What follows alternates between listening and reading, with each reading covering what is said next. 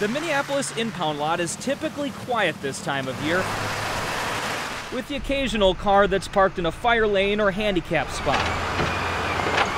But this weekend, there's no business like snow business. And I didn't know that 1 foot of snow could actually get you that stuck.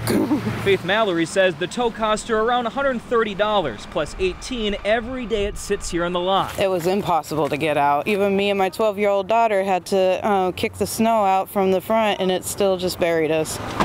She's now happy to have her car back after seeing it towed early Sunday morning. It's a story that's playing out over and over again here at the lot, with 2 more cars coming in just as she was pulling out. Hundreds of cars are still snowed in across the city. Some owners like this one are asking for mercy. We gave people an extra day to dig themselves out. City engineer Lisa Cerny says that's one of the reasons why Minneapolis held off on the snow emergency until Sunday. The other was the snow kept coming, so they spent Saturday focusing on the major streets. Downtown is now mostly clear with piles like this at every street corner. Now crews are focused on residential areas where the snow is narrowing streets and creating blind spots. We definitely want people to slow down and take their time and watch for pedestrians.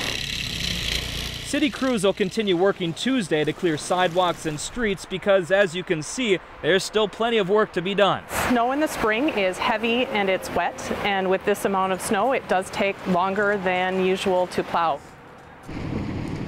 Now, before the storm, city crews were actually scheduled to start street sweeping today. Obviously, that's not the case here today. Now, if you want to avoid ending up in the impound lot here, I would suggest that you go online and definitely check the restrictions, the snow restrictions in your area before you end up here and pay $130 to get your car out. Randy and Julie, back to you. All right. Thank you, Gordon.